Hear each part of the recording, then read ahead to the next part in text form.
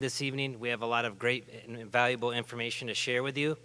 For years, your students in Grand Haven, or if you're from another district, have been exploring, dreaming, fact-finding, thinking about their post-secondary plans, and we're kind of the capstone here at the high school of that planning and exploring.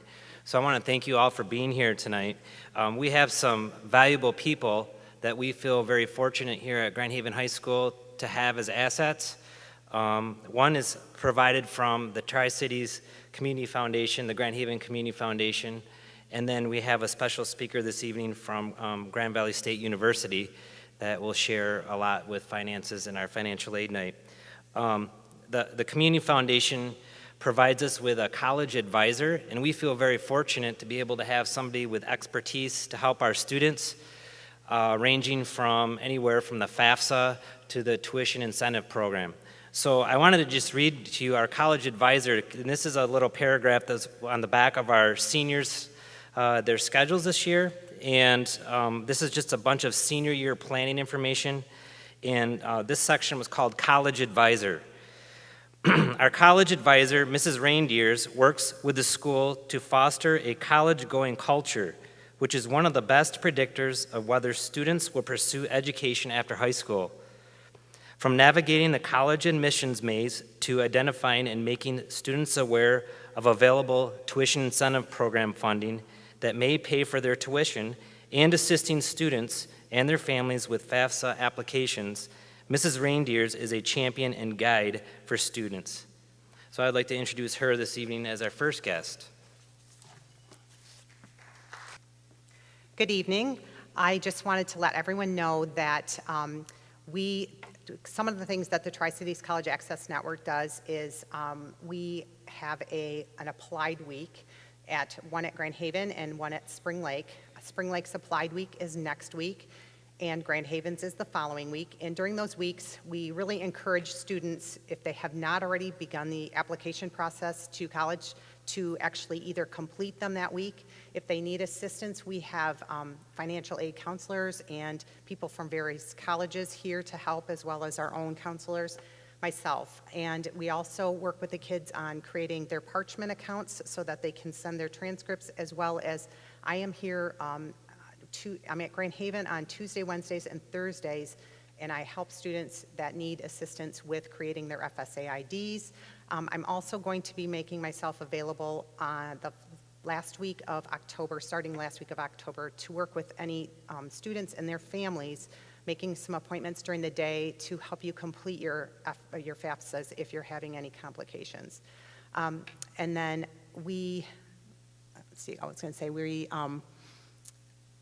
also, I work with some students for this tuition incentive program. Most of the students have already been identified for this program, and I'm already working with them.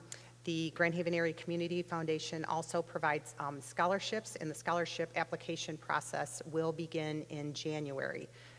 Many of the colleges in the state of Michigan, as well as in the United States, are requiring the FAFSA now, and so the Grand Haven Area Community Foundation is also requiring that for students to be able to apply for their scholarships. So the FAFSA has become more and more important for the students to fill it out, whether they're qualified for a Pell Grant or not. It's just really the stepping stone in the financial aid process. I provided out in the hallway, there is a worksheet for a student FSA ID and a parent FSA ID. It's important to write everything down when you're doing your FSA IDs, because a lot of all the characters are case sensitive, and so you want to make sure that you've got everything, so make sure you label if it's a capital or not, especially like in your username and passwords. And then you're going to have questions, security questions that you're going to have the answers for, and you're going to want that. And the parent side, there's one side for the parent, one side for the student. And it's important to keep that somewhere so you can use that every year that your student is in college. If you have more than one child that is either has already gone or is going to be going, the parent is only going to need one FSA ID. And then the other sheet is just basically some instructions on, start creating your FSA ID now, when you can start using or completing your FAFSA. And on the back, there are some contact numbers for myself if you do need assistance in completing your FAFSA, feel free to email me and I can set up some time with you, or I could answer some questions for you as well. Thank you. I'd also like to take a minute and thank my colleagues who I work with in our student services. Kim Kowalski is a counselor here, and she's here to help out this evening, so I want to thank her for the support, as well as Angie Preditis. I don't know if she's in here, but she's helping pass out materials in the hallway. They're here to support you guys in this awesome time for us. We're also very fortunate that Grand Valley State University offers some expertise on helping to explain some of the ins and outs of the financial aid in FAFSA, and for years have provided a presenter here at Grand Haven High School. So most of the evening will be from this presentation, followed by question and answer. So we'll open that up for you guys if you have any questions. And I would like to then present Audra Pretty Smith, and she's from Grand Valley State University, and she's a financial aid counselor. Thank you, Steve.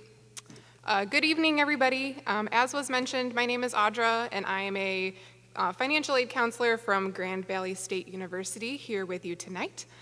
In my previous roles, I've also been a hall director and an academic advisor, so I've kind of been all over the map when it comes to higher education, but I have really found a love and a passion for the work that we get to do in financial aid, just because it can be very filled with mystery and misconceptions, and I'm hoping we can kind of clear those up together tonight with this presentation.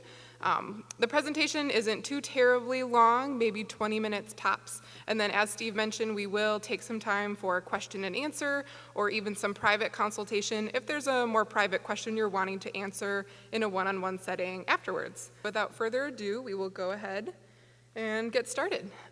We'll first kind of go over, what exactly the FAFSA is and the purpose behind completing the FAFSA. We'll also talk a little bit about the different types of financial aid that a student can potentially receive by completing that FAFSA. We'll also go over some of the important dates as it pertains to financial aid and just the higher education process. And then, like I mentioned, we'll leave some time for questions.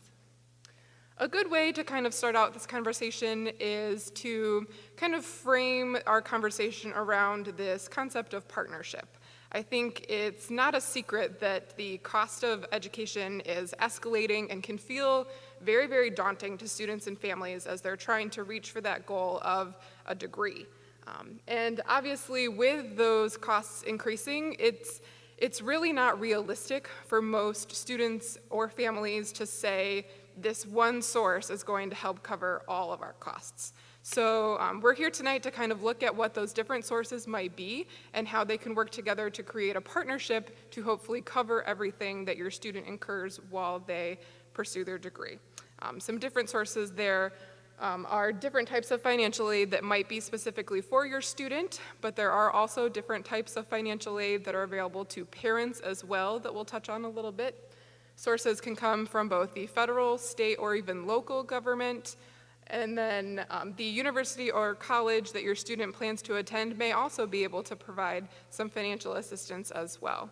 Other sources may be like a 529 plan that's already set up, or a student working a summer job over the summer. So hopefully all of those different sources combined can find a way to cover those costs. So what is the FAFSA? The FAFSA, which is a word that you're going to hear a lot tonight, is an abbreviation for a really long title, the Free Application for Federal Student Aid. And before we get too far along, I do like to put an emphasis on that first word of free. Sometimes people can think they're filling out the FAFSA and it kind of looks right and it feels right when they're filling it out, but they get to that last page and someone's asking them for bank account information, someone's asking them for credit card information. So if that happens to you, I would encourage you to exit out of that browser as quickly as you can, because you are likely not filling out the FAFSA. You have probably stumbled into a FAFSA scam. The FAFSA will always, always, always be free to students and families to fill out. If you are kind of getting a feeling that you might not be in the right place, you can always give your college financial aid office or even federal student aid a call if you're just wanting some clarification. So I do like to start off with that. But at its core, really what the FAFSA does is it helps a student be reviewed for different types of financial aid eligibility, starting at the federal level, moving to the state, and also at the college or institutional level. The FAFSA will need to be filled out each academic year that a student plans to enroll. So if your student is planning to pursue an associate's degree or a 2-year degree, you'll do the FAFSA twice. If your student plans to pursue a bachelor's degree, you will likely have the distinct pleasure of filling out the FAFSA 4+ times over their time in school. And one thing that we'll kind of talk about as it relates to FAFSA is how, that eligibility for aid ends up being looked at based off of some numbers that the FAFSA helps to calculate. And we'll kind of demystify some of those terms now. So one thing that the FAFSA calculates is this expected family contribution. And if I was in charge of the FAFSA, the very first thing that I would do is I would actually change what this term is called. I think it's kind of misleading. I think it brings a lot of anxiety to folks when they see it, because when you read it, you and I both understand that you're thinking that this number means what you should pay or what you could pay when you send your child to school. But what that term actually is it's simply an index number that the FAFSA places onto a student once it compiles all of the data and sends the data through the Department of Education database. It kind of spits out that EFC number as an index number, which helps colleges and universities then say, okay, with this EFC, this student is eligible for these different types of aid. So the expected family contribution, as I mentioned, can be a little bit mystifying, but it certainly is not what you are expected to pay or what you should pay or a charge on which I think is an important thing to kind of clarify.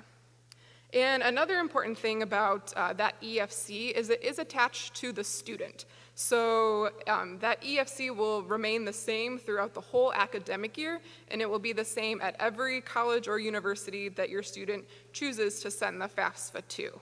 A student has the opportunity to send their information to up to 10 schools. So if they do choose 10 different schools, that EFC would remain the same at all 10, which is a little bit in contrast to the next term that we'll talk about, which is the cost of attendance.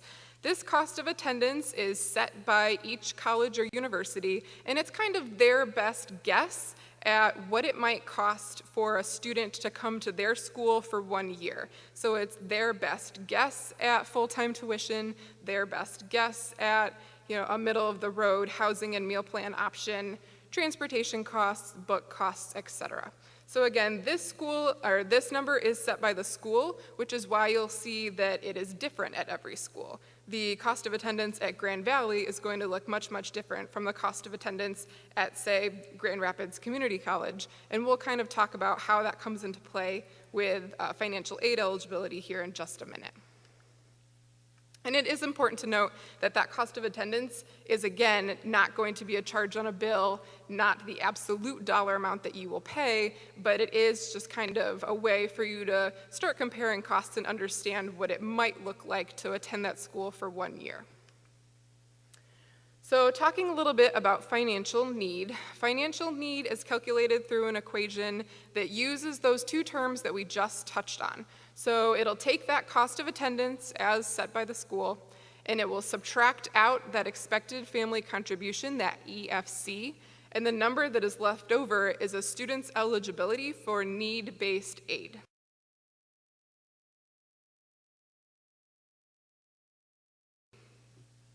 And we'll look at kind of how that can change depending on a couple of different scenarios. I know the black text is a little bit hard to see, but all of the slides for tonight's presentation are included in your handout if that is a little bit easier to see. So kind of looking at this particular student, this particular example, you'll see that they are considering 3 different types of schools: a community college, a public school, and a private institution. And you'll see that, that EFC number is the same, as I mentioned that it would be. That EFC is $9,000 across the board, but you'll notice that that estimated cost of attendance varies greatly. The costs of attending a community college are likely going to be very, very different compared to sending your student to a private institution. So that's why you see those costs of attendance vary, and that's why you see down at the bottom that their need has changed a lot as well. If your student decides to attend the community college, again, their costs are likely going to be lower, so they are not likely going to be eligible for that need-based aid, but attending a higher priced school may put them into a situation where they may be eligible for need-based pieces of aid. So if you ever have questions about different pieces of aid or how kind of need played into your student's financial aid award that we'll talk about a little bit in a minute, I really would encourage you just to call the school's financial aid office. They would be happy to sit down with you or just walk you through, what goes into their cost of attendance or how this need calculation played out for your specific student and that scenario. So getting a little bit more into the actual FAFSA, this is what the homepage looks like this year, so a helpful frame of reference just to make sure you are on the right track when you get started. You're going to make sure that you go to fafsa.gov, G-O-V, not fafsa.edu or fafsa.com, fafsa.gov. As I mentioned, it does need to be submitted each year. It opened on Sunday, October 1st. And the FAFSA does remain available to all students throughout the academic year. However, each school does have the prerogative to set what's called a priority deadline, meaning students that file their FAFSA with the school before that deadline could potentially receive more advantageous or higher amounts of different types of aid by meeting that deadline. The state of Michigan operates with the priority deadline of March 1st. Grand Valley also uses that deadline, but each school can set their own. So if you're wondering what a particular deadline might be, again, it might be a good idea just to follow up. Before you even get too far into the actual FAFSA, I do think it's helpful if it's your very first time completing the FAFSA to actually sit down and create what's called an FSA ID. Both the student and the parent will need one, and it's really kind of a login for any Department of Education website.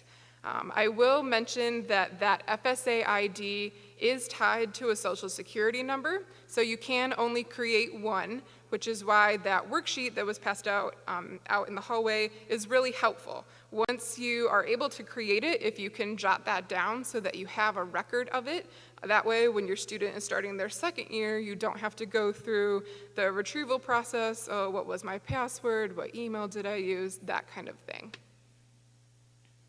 And it's always good to mention that the parent email that is used and the student email that is used does need to be different. So each FSA ID will have its own email account that it's linked to, and it will be linked to a social security number as well, which is kind of just an important thing to keep in mind. I always like to remind, especially our now high school students, that even though they may be in the habit of using their high school email right now, if for some reason the school revokes access to that particular email once they have graduated, it may not be the best email to use for FSA ID purposes, since they will likely need access to that email in the future in order to utilize the FSA ID. So if they have a different separate email that they will always have access to, that is probably the better one to go for FSA ID purposes. If for some reason we kind of fall into that scenario that I mentioned where you create the FSA ID for this very first time filing, it goes off without a hitch, you roll around to your second year and say, oh darn, what did I do with that paper? I know it's a little bit hard to see, but over on the right-hand side on that top link, it says Edit My FSA ID. You can click on that and it will lead you through a retrieval process where you can reset some of those credentials. So, obviously it's a lot more helpful to just save it the first time around, but if for some reason things get mixed up over the course of the year, you can reset it using that My FSA ID. The big thing that you will do with the FSA ID is this sign and submit portion. Both the student and the parent will sign and submit, and that's kind of the very last thing that you'll do in order to complete the FAFSA process. So once you create the FSA ID, fill out that FAFSA, and then use that FSA ID to sign and submit it, what happens next? The Department of Education will take that FAFSA information and process it in their servers for about 5 to 7 business days before sending it to the schools that your student designated on their FAFSA, like I mentioned, up to 10. And then the school will turn around and provide your student with what's called a financial aid award letter. Most schools provide it in either a paper form or an electronic form, but there should be some type of notification that has your student's name on it and their specific eligibility and their specific award for the year. So after you've received it, you can kind of just evaluate it, see how the different awards might have compared, and then ultimately, potentially use some of that information to maybe guide your student's choice in a school. So, touching a little bit on the different types of aid, there are really 4 main types of financial aid. Some come directly from the FAFSA, some may require some additional applications and such. The first one we'll touch a little bit on are grants, and grants can sometimes also be called gift aid. Grants are advantageous since they do not need to be repaid. They are simply money that is given to the student for educational purposes. Grants typically come from the federal government in the form of a Pell Grant, but you also might see grants from a community foundation or from a college or university. Scholarships sometimes can be kind of mixed in with grants, but I think you'll more likely see scholarships requiring an additional application. Additionally, scholarships are usually also tied in with some type of merit. So a GPA requirement, an involvement requirement, community service requirement, that kind of thing. So that's what makes scholarships a little bit different. As was mentioned, we are starting to see some outside scholarship providers start to require some FAFSA information like an EFC, that kind of thing. So that's where you might see the two tied together, but 99 times out of 100, there's going to be a separate application to fill out for that scholarship in order for a student to be reviewed for that particular eligibility. The next thing we'll touch on a little bit are loans, which I think is the thing that most people think about when they think about completing the FAFSA. Any student who submits a FAFSA will likely be awarded some type of federal student loan. Additionally, there is an option for a parent federal loan as well, called the Parent Plus Loan. Some schools automatically put that parent loan on an award letter, but others may leave it off and only grant it per your request if you are interested. So if you are wondering if that's an option for your student or want more information about it, either federal student aid or, again, the College Financial Aid Office would be a great place to start. Sometimes there can be a little bit of confusion as it comes to those federal student loans compared to a private loan. A private loan really has no bearing on the FAFSA in any way. A private loan being, a separate loan applied for through a bank or a credit union, and FAFSA completion is not required for those types of loans since those loans are mostly based on credit. So again, if you are getting confused about the two, want information about either of those options, your College Financial Aid Office can point you in the right direction, certainly. And then finally, the last thing we'll touch on is a student actually working while they are enrolled to, gain their own funds and a means of support throughout the year. So that is certainly a big part of financial aid. We certainly do encourage our students to work if that's of interest to them while they're enrolled. And sometimes you will hear about the Federal College Work Study, which a lot of colleges and universities do participate in. That's going to be a program that's based on that need number that we talked about a little bit.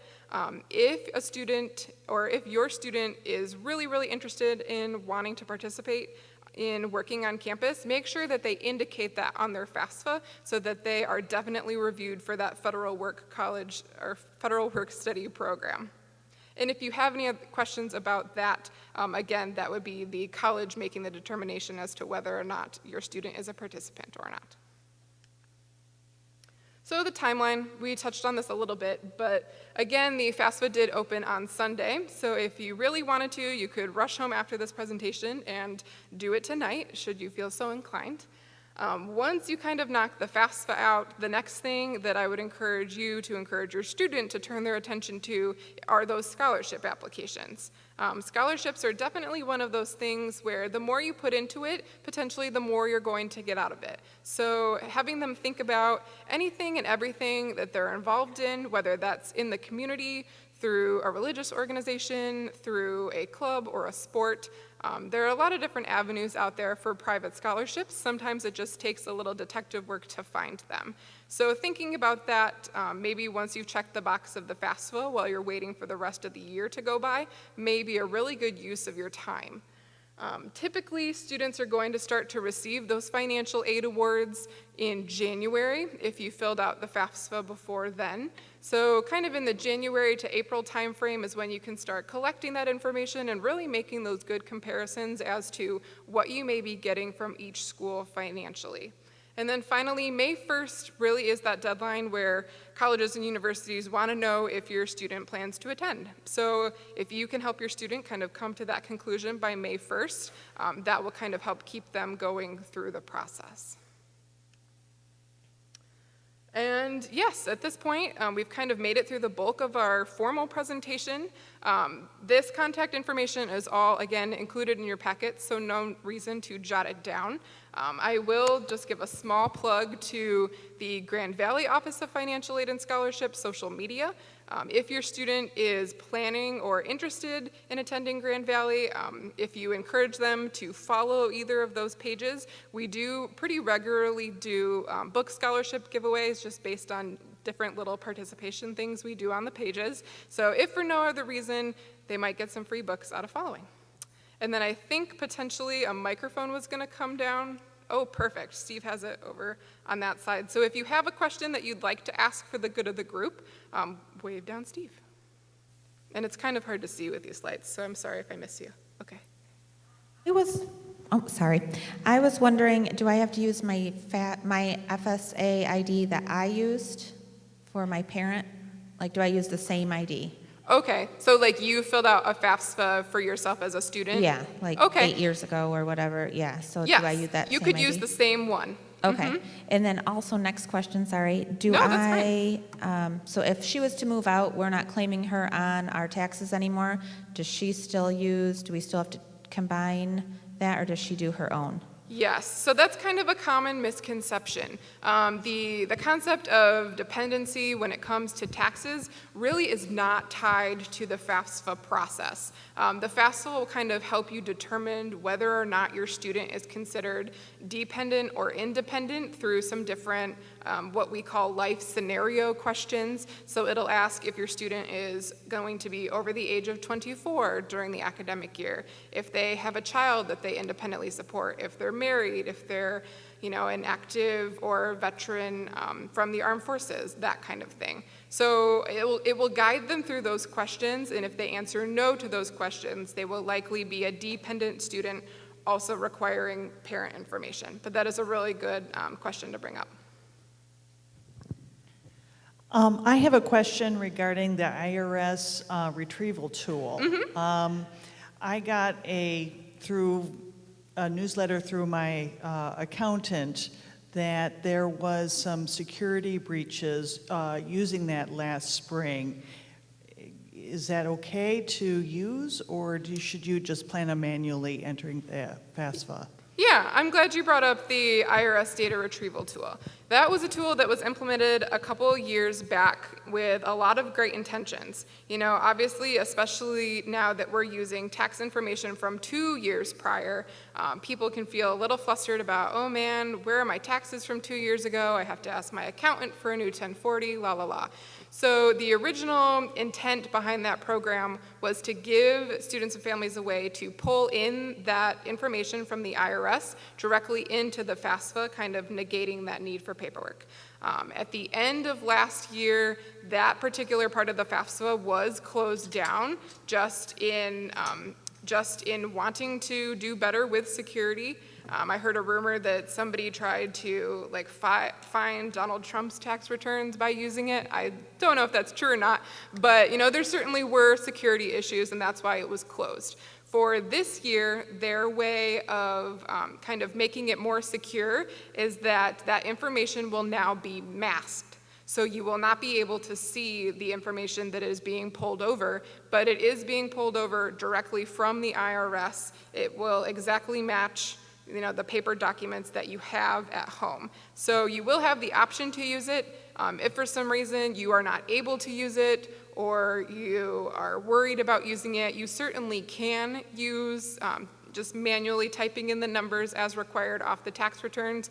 And you can always follow up with your college financial aid office to say, I really would like to verify the information that was pulled over from the data retrieval tool. That's something that a financial aid counselor would be happy to do for you. So yes, it is new and improved for this year, and I personally would recommend using it if you do feel comfortable doing so. Looks like there's one in the front, if Steve can get there.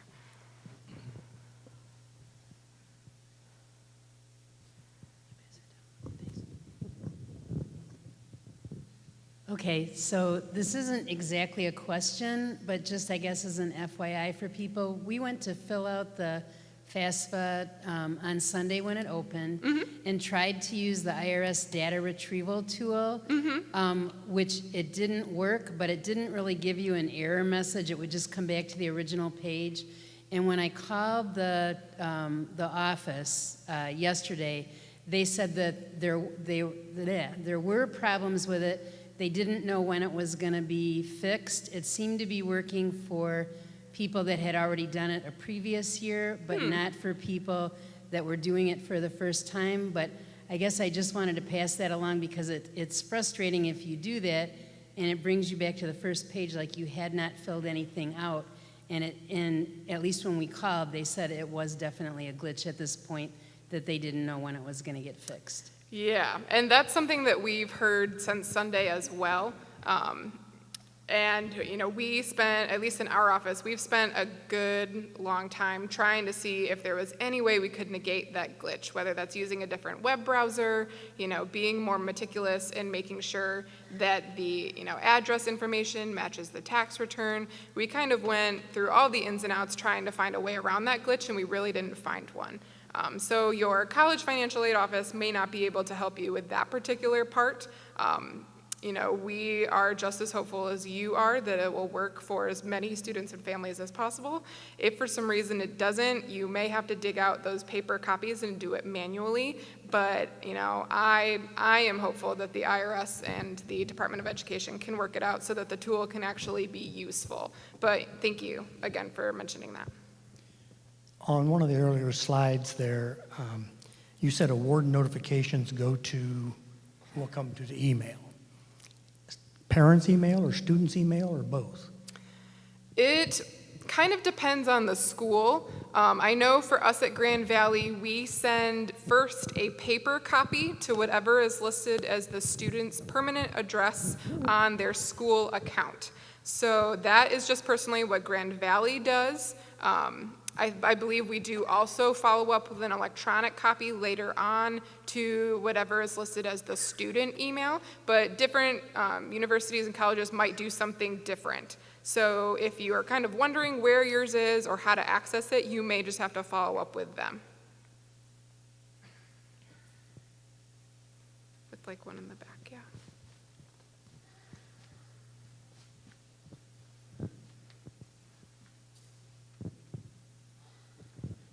After we submit the FAFSA, can we add additional schools at a later date? Yes, absolutely. Thank you for mentioning that. So if your student, runs home after this presentation, they fill out, what they think they're excited about now, and then 3 months from now, they totally change their mind because that never happens. They would be more than welcome to log back in with that FSA ID, add that new school or new schools, and then as long as they resubmit that FAFSA with the changes, the new school would receive the additional FAFSA information. So thank you for bringing that up.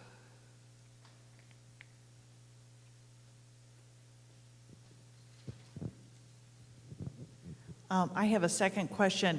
What happens once you have the financial award package for the first year? Is that going to be the same for years 2, 3, and 4?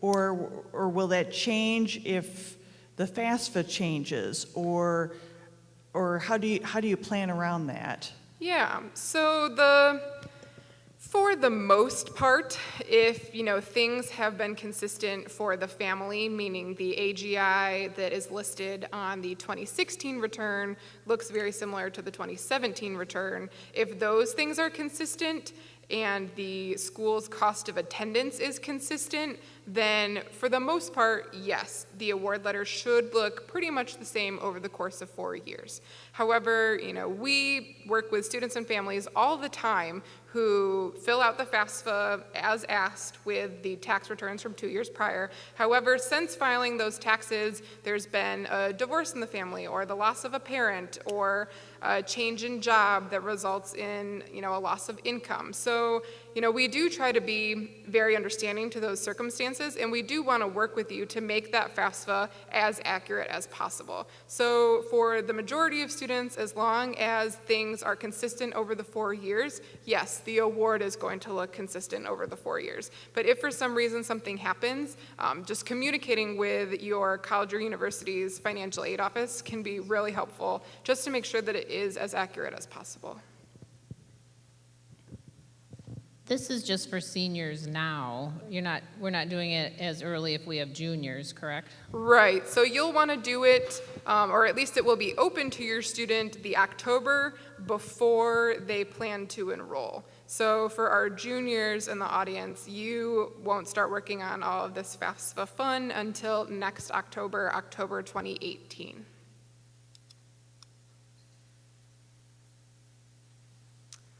I'm not sure if I see any more hands out there out in the darkness. Oh, maybe one right kind of here in the middle.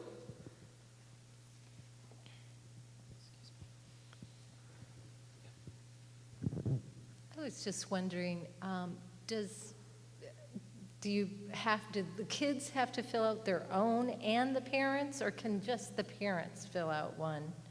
Do the kids have to? Yeah, so there is like a student portion in addition to a parent portion. So if at all possible, just for the sake of, everybody kind of knowing what's going on, if the student and the parent can work on it together, so that way, everybody knows the logins, everybody knows the information, everyone's kind of looped in on the process, that is kind of what would be preferred. So if it can be a tandem effort, that's kind of the best way to go. It's the same information, though, that you're putting, If the student filed taxes for 2016, then it would be the student's information. And that part would be completely done before moving to the parent information. So there are kind of two distinct parts that will ask very similar things, but they are different numbers. Okay. Mm-hmm.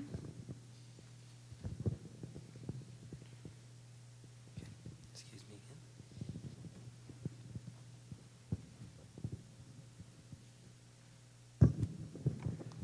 Is there a particular place to go for learning about all the best scholarships available? And are scholarships awarded like once before you start college? Are they multiple scholarships while you're in college you can apply for?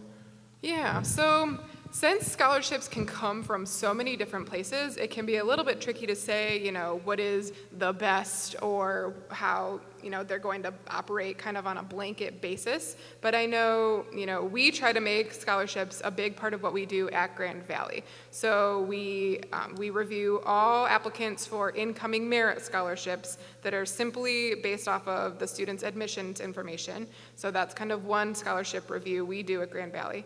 The second opportunity we have for all of our admitted students is access to our My Scholarships database portal, which is an additional 400 Grand Valley-based scholarships that an admitted student could apply to. We do try to get kind of those reviews and those scholarship notifications done for our new students as soon as possible, because we know that that is a big role in their decision. So I would say that most of those My Scholarship deadlines are going to be mid-February, beginning of March, with hopefully a turnaround time of before that May 1st deadline. So those are kind of some institutional-based scholarships we provide. And then we also keep a running database of any outside or what we call private scholarships as well. So if a local business or a local community foundation comes to us and says, hey, we have this scholarship, please advertise it for us, we kind of review it, make sure it's not a scam, and then put it on this additional, what we call outside scholarship database as well. So those are some good Grand Valley resources as it comes to scholarships. And I would say that most people would kind of follow that same deadline of really wanting to get the information turnaround by May 1st. But again, it's likely going to vary from every provider to provider. So if you do have questions, you might have to make some phone calls or send some emails to say, hey, where are we at in this review, kind of wanting to know how it goes. But any college or university financial aid office should be able to point you to some really good resources. And I think that you mentioned within the presentation, it takes a little bit of work for scholarships. You got to get out there and do a little legwork. We have a financial aid book that's online underneath our student services tab on our school website.